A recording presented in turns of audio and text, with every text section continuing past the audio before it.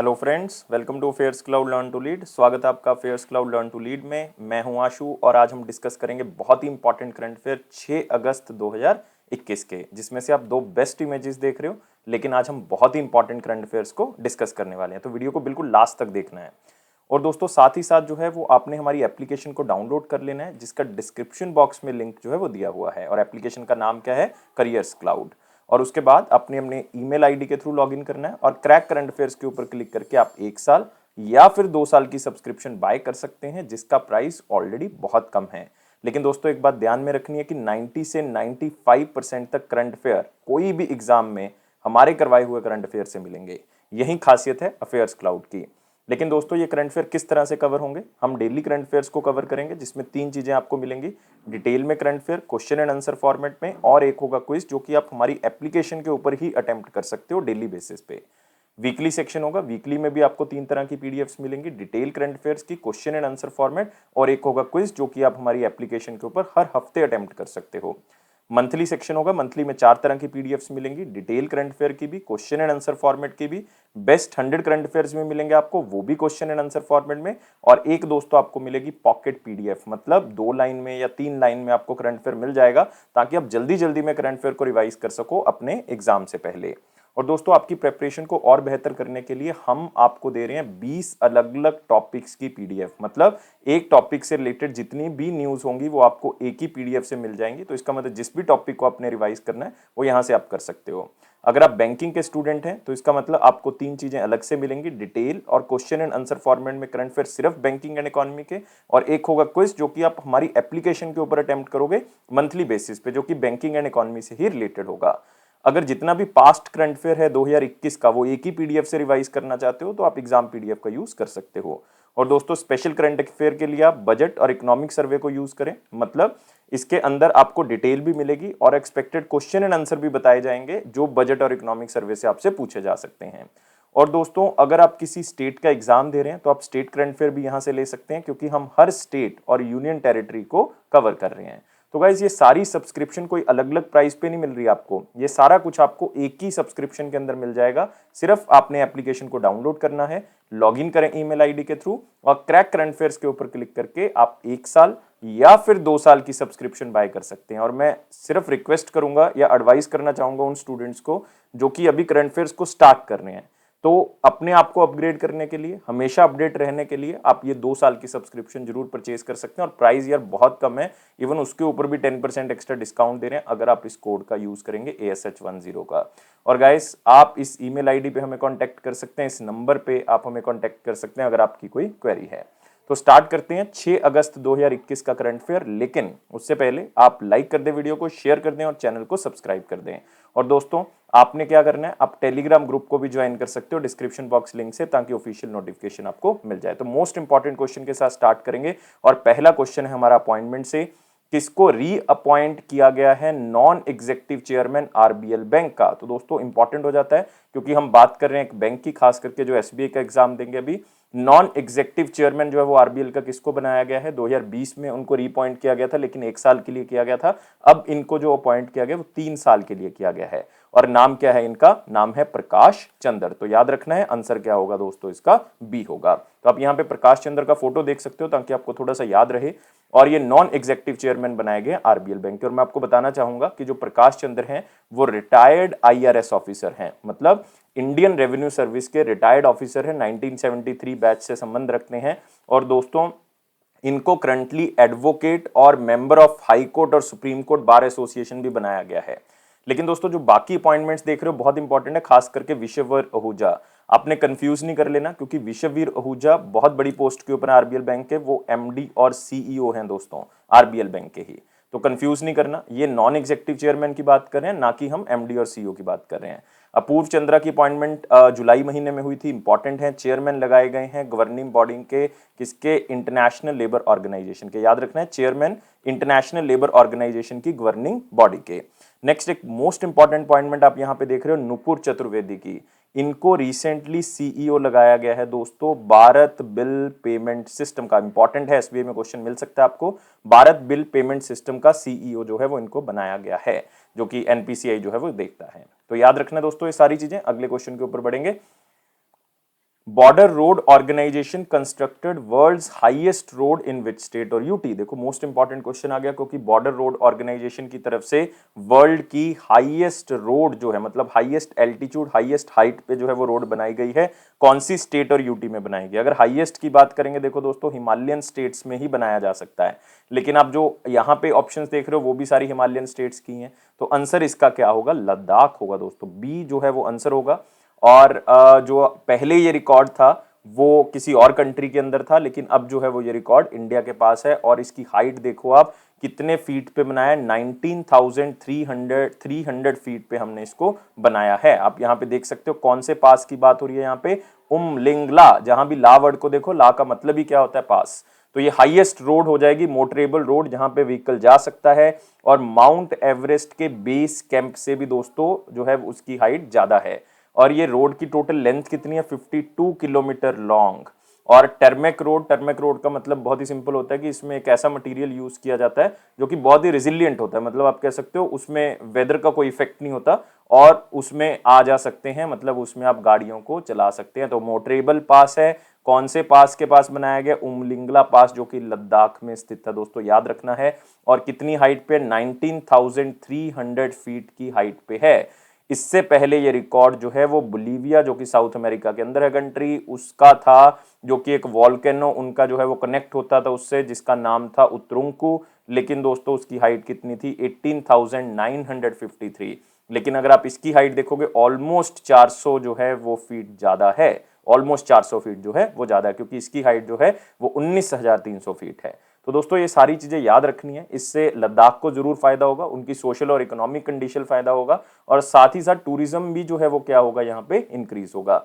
Even एक और हैरानी की बात है, आपने सियाचिन ग्लेशियर सुना होगा, हाईएस्ट बैटलफील्ड कहा जाता है सियाचिन ग्लेशियर को, उसकी हाइट भी 17,700 फीट है, तो उससे भी ऊंचा हो गया ये, तो मतलब बहुत बड़ी बात है। और ये लद्दाख का जो ईस्टर्न लद्दाख वाला एरिया है उसको कनेक्ट कर देगा आपस में, तो बहुत इंपॉर्टेंट है।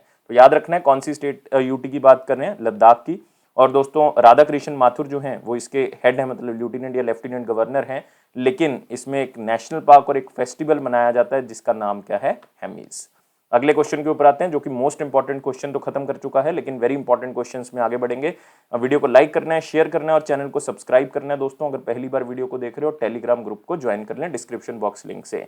और क्वेश्चन क्या है, कौन सी कंट्री ऐसी 5th कंट्री बन गई है जो इंटरनेशनल सोलर अलायंस के फ्रेमवर्क एग्रीमेंट को ज्वाइन कर रही है आफ्टर अमेंडमेंट। ये इंपॉर्टेंट है दोस्तों ये वर्ड, क्योंकि इंटरनेशनल सोलर अलायंस को तो बहुत सी कंट्रीज पहले ही ज्वाइन कर चुकी हैं। तो आप कहोगे सर आप 5th क्यों कह रहे हो फिर, तो इसमें एक इंपॉर्टेंट बात यह है कि हम बात करें आफ्टर अमेंडमेंट, जो रिसेंटली जनवरी 2021 में अमेंडमेंट हुई थी इंटरनेशनल सोलर अलायंस के अंदर, उसके बाद ये कंट्री 5th कंट्री है जिसने ज्वाइन किया है।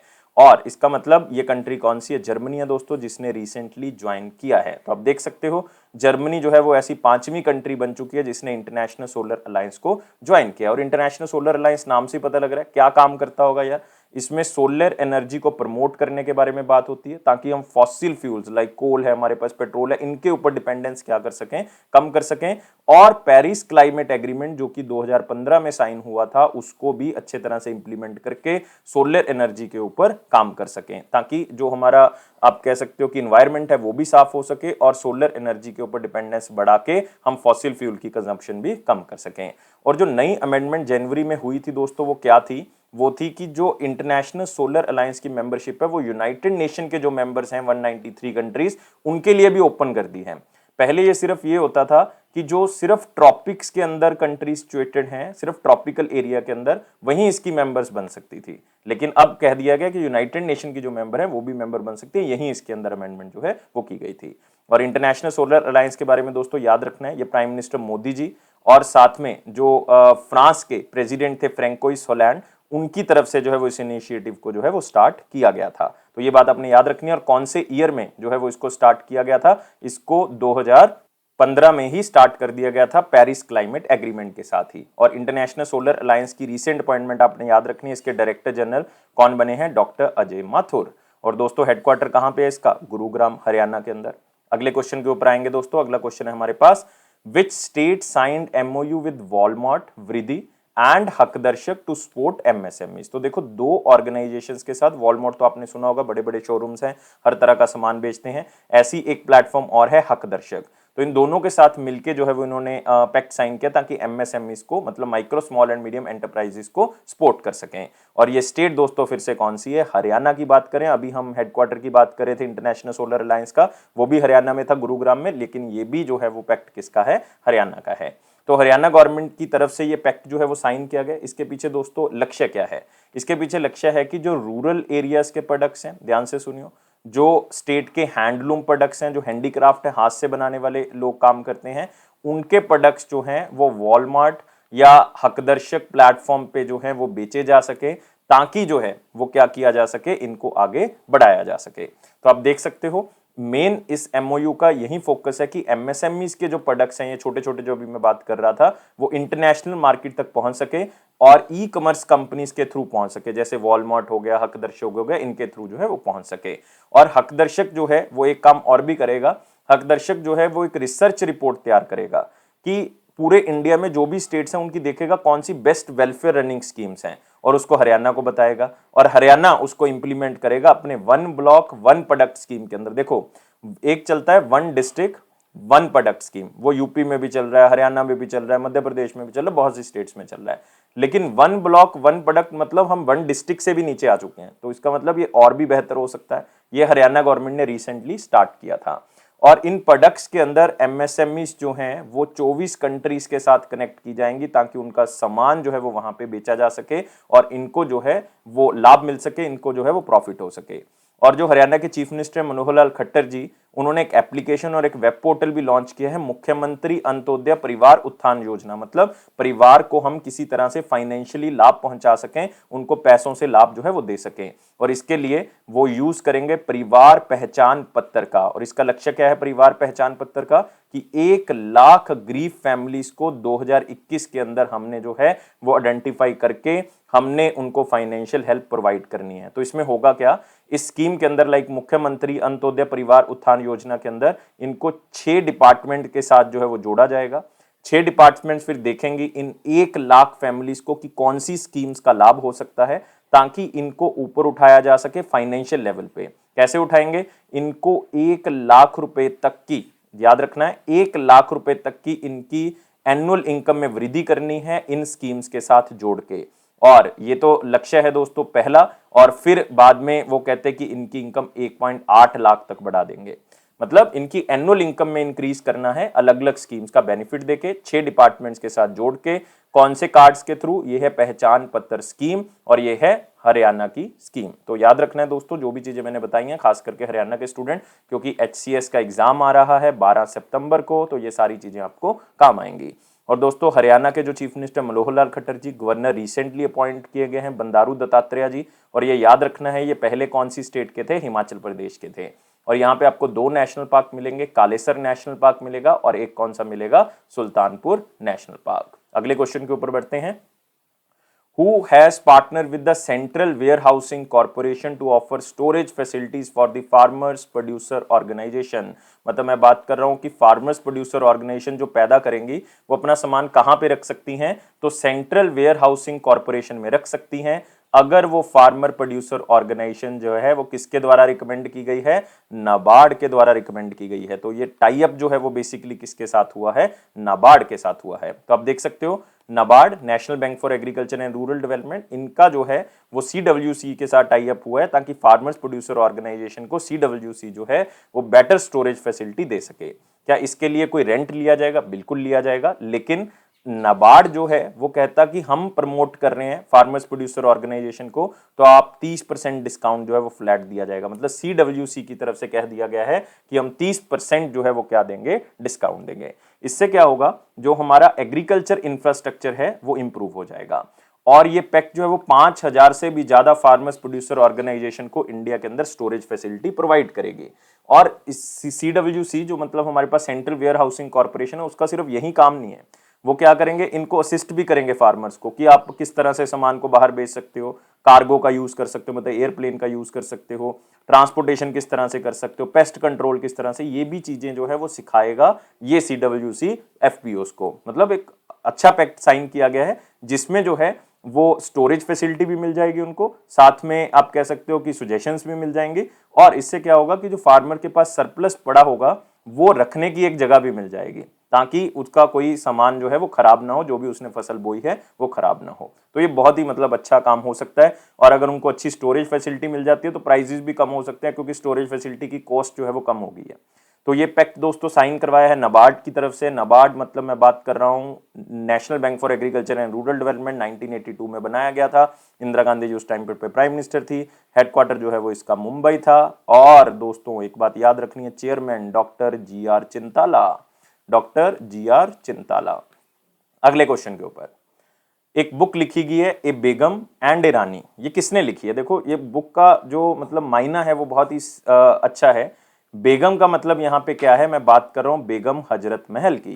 रानी का मतलब मैं बात कर रहा हूँ रानी लक्ष्मीबाई की। तो मतलब ये बुक जो है वो दो औरतों के बारे में बताती है, एक तो बेगम हजरत महल के बारे में और एक रानी लक्ष्मीबाई, क्योंकि इन दोनों ने 1857 जो 1857 का विद्रोह था उसमें बहुत ही बखूबी से जो है वो इसके अंदर पार्टिसिपेट किया था। क्या कारण बने कि जिसके कारण उन्होंने पार्टिसिपेट किया, कि उन्होंने अपने बेटे को अडॉप्ट किया हुआ था, उनको नहीं राजा बना रहे थे, तो किस तरह से मतलब ये चीजें चली। और ये बुक किसने लिखी है? बहुत ही फेमस हिस्टोरियन है रुद्रांशु मुखर्जी। तो याद रखना है दोस्तों, हिस्टोरियन कवि हैं एक तरह के, आप कह सकते हो रुद्रांशु मुखर्जी, क्योंकि बहुत ही फेमस है 1857 के रिवोल्ट के बारे में लिखने के लिए। बहुत सी बुक्स इन्होंने सिर्फ 1857 के रिवोल्ट के बारे में लिखी हैं, तो इसलिए आपने इनके बारे में याद रखना है। तो आप यहाँ पे भी देख सकते हो, बहुत ही सुंदर कवर पेज आप देख सकते हो। ये बेगम ए रानी, बेगम का मतलब हजरत महल और रानी का मतलब है लक्ष्मी बाई। तो आप यहाँ पे देख सकते हो ये पूरी बुक का नाम ही उसके बेसिस पे लिखा गया है। इसमें बेगम हजरत महल जो कि अवध की रानी थी, और आप कह सकते हो लक्ष्मीबाई जो कि झांसी की रानी थी, दोनों के बारे में लिखा हुआ है, और किस तरह से 1857 के रिवोल्ट में उन्होंने पार्टिसिपेट किया, क्यों किया, क्या सर्कमस्टांसिस रहे जिसके कारण उन्होंने इसके अंदर पार्टिसिपेट किया, और इसके अंदर इनके पूरे रेबिलियन के बारे में जो है वो बताया गया है।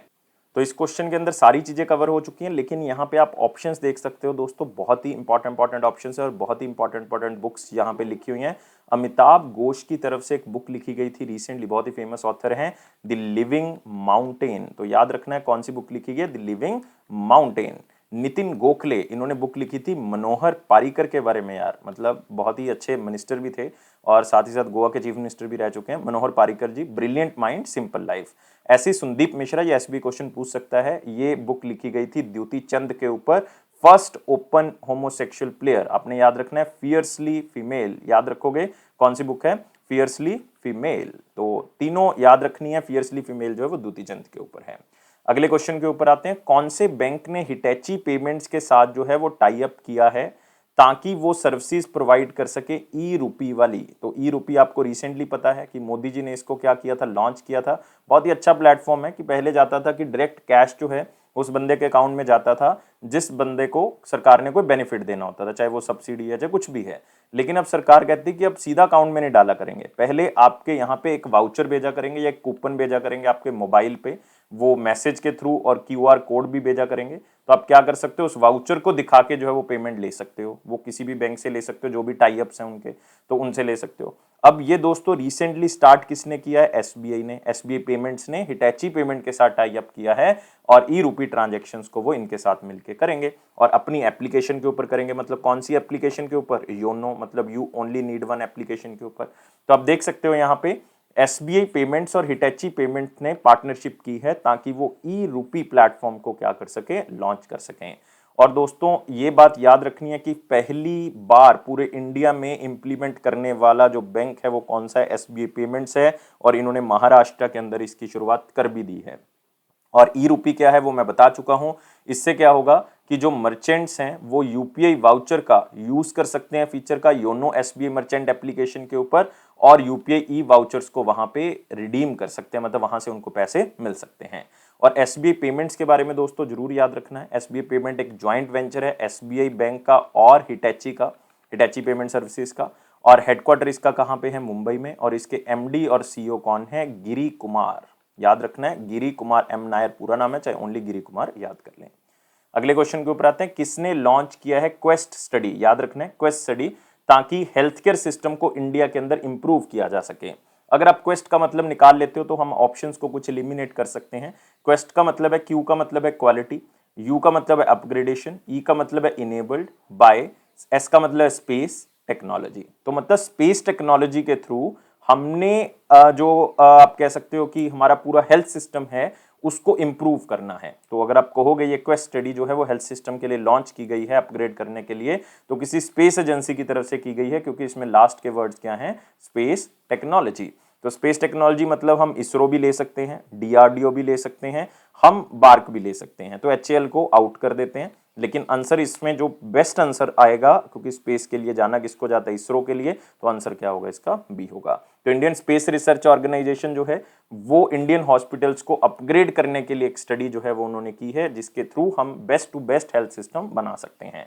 तो health quality upgradation enabled by space technology of ISRO, तो ये है दोस्तों इसका मतलब। इससे क्या होगा कि हम जो इसरो का क्वालिटी इंश्योरेंस मैकेनिज्म है उसको यूज करके जो है जो कि वो स्पेस टेक्नोलॉजी के अंदर यूज करते हैं, वो इंडियन हॉस्पिटल्स में यूज करके हम क्वालिटी को इंप्रूव कर सकते हैं। इससे क्या होगा कि जो इसरो के क्वालिटी स्टैंडर्ड और बेस्ट प्रैक्टिसेस हैं वो हम हेल्थ सिस्टम में जब यूज करेंगे तो बहुत ही अच्छा हेल्थ सिस्टम जो हमारे सामने आ सकता है। और इसरो के बारे में दोस्तों जरूर याद रखना है, हेडक्वार्टर जो है वो इसका कहां पे होगा, बेंगलुरु के अंदर, और इसके हेड कौन है, के सिवान। अगले क्वेश्चन के ऊपर आएंगे।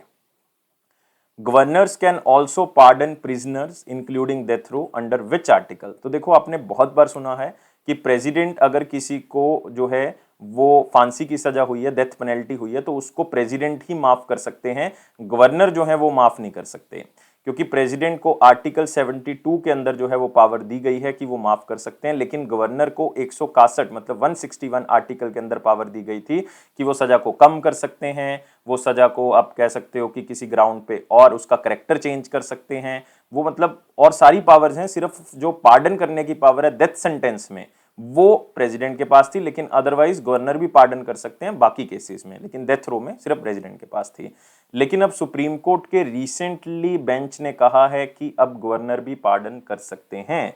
तो आंसर इसका क्या होगा, पावर तो यार उसी आर्टिकल के अंदर होगी, अंडर आर्टिकल 161। तो आप देख सकते हो governors can pardon prisoners including death row once by the Supreme Court, Supreme Court की तरफ से ऐसा कह दिया गया है। तो पहले एक प्रोविजन और भी होती थी कि गवर्नर ने अगर पार्डन देना भी होता था प्रिजनर्स को including the death row convicts, पहले तो डेथ रो में नहीं होता था, लेकिन अब वो कह दिया कि डेथ रो में भी होगा। लेकिन पहले कंडीशन होती थी कि अगर बाकी केसेस में आपने सजा को माफ करना है, पूरी तरह से खत्म करना है, तो मिनिमम 14 साल जो है वो उसने काटे होने चाहिए जेल के अंदर। लेकिन अब इस प्रोविजन को भी क्या कर दिया गया है, खत्म कर दिया, मिनिमम 14 साल का सिस्टम खत्म कर दिया गया है under the section 433A। Section 433A criminal procedure के अकॉर्डिंग जो सीआरपीसी के अकॉर्डिंग कह दिया गया है कि अब 14 साल काटना जरूरी नहीं है, पहले था कि 14 साल काटे होने चाहिए। तो लॉ वाले स्टूडेंट्स इसको देख सकते हैं, लेकिन जो बैंकिंग के स्टूडेंट्स हैं, जो एसएससी के स्टूडेंट या स्टेट एग्जाम्स के स्टूडेंट्स हैं जो स्टेट पीएससी देंगे, उनके लिए बहुत ही इंपॉर्टेंट है। तो मिनिमम कंडीशन इस सेक्शन के थ्रू भी खत्म कर दिए और आर्टिकल के अंदर भी ये कह दिया कि अब पार्डन कर सकते हैं।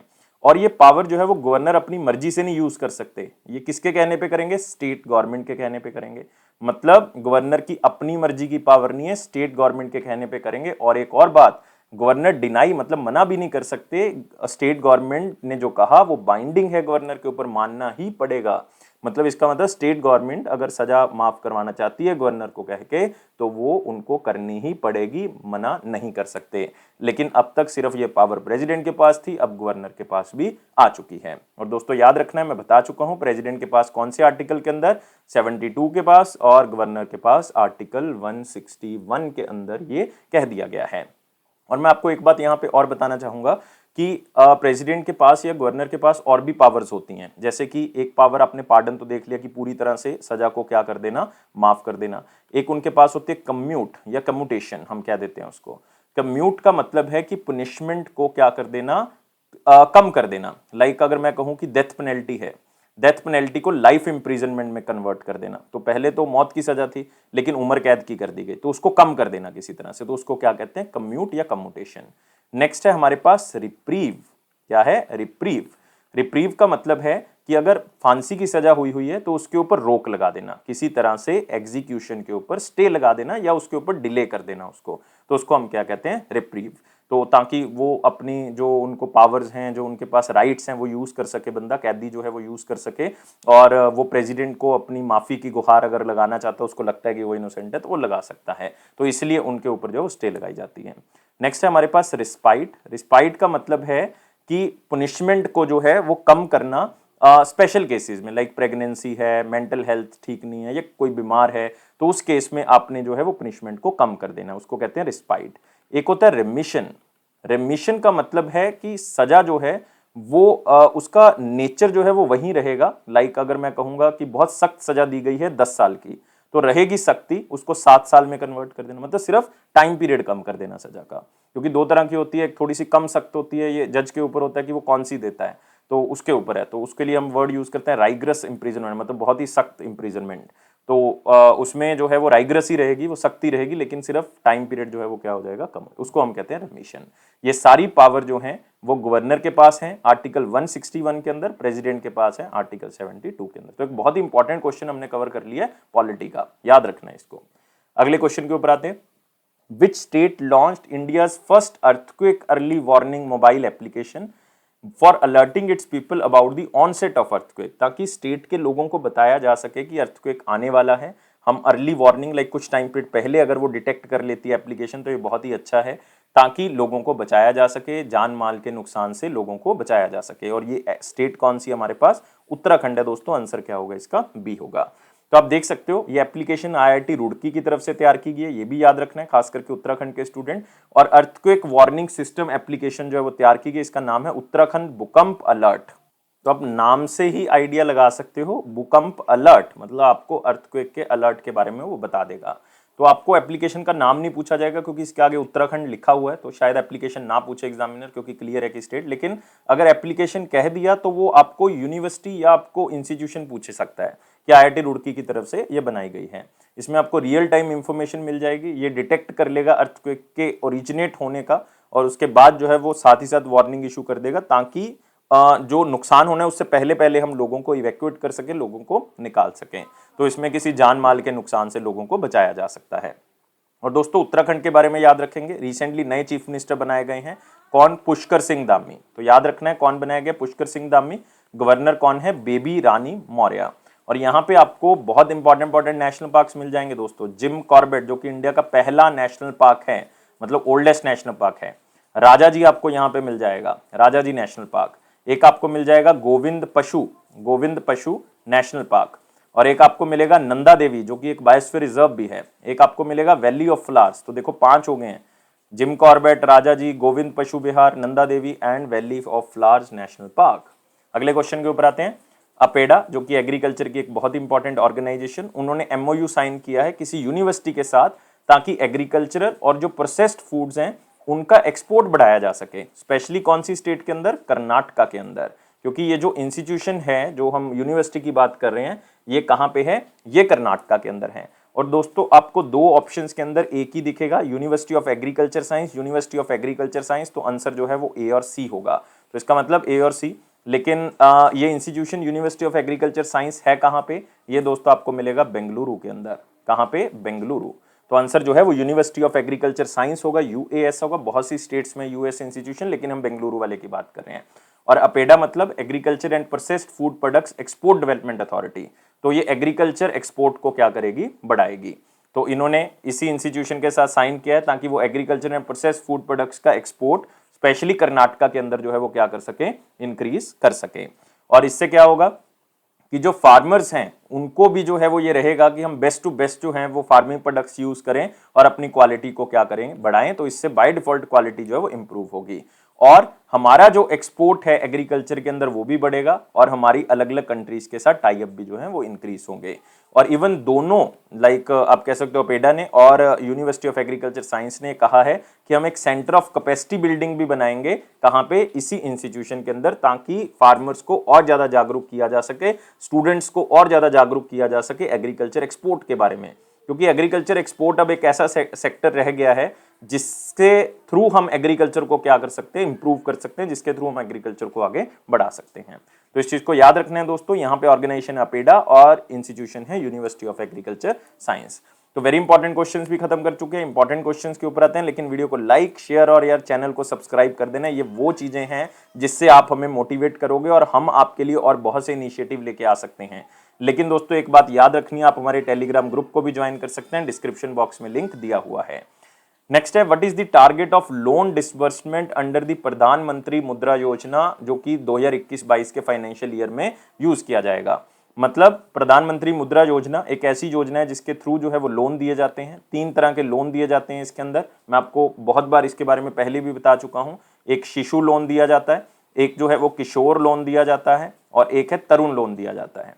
शिशु लोन जो है वो 50,000 तक की अमाउंट को दिया जाता है, ये 50,000 से लेके 5 लाख तक की अमाउंट तक, और तरुण लोन जो है वो 5 लाख से 10 लाख तक की अमाउंट का दिया जाता है।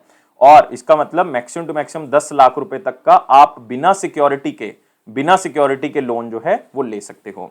और ये स्कीम दोस्तों, मुद्रा योजना 2015 में स्टार्ट हुई थी, प्राइम मिनिस्टर नरेंद्र मोदी जी ने इसको स्टार्ट किया था, और ये मिनिस्ट्री ऑफ फाइनेंस के अंडर आती है।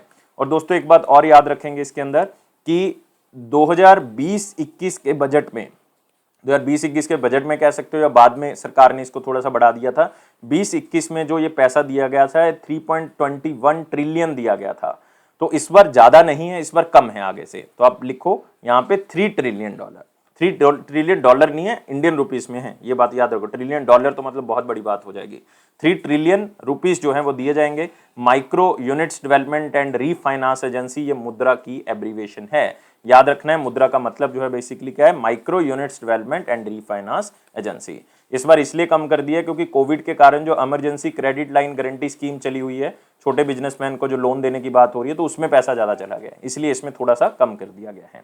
और स्कीम के बारे में आपको बता चुका हूं। और मुद्रा के बारे में याद रखना है, मुद्रा को 2015 में बनाया गया था, और इसके चेयरमैन है शिवा सुब्रमण्यम, याद रखोगे शिवा सुब्रमण्यम। और हेड ऑफिस कहां पे इसका, मुंबई के अंदर।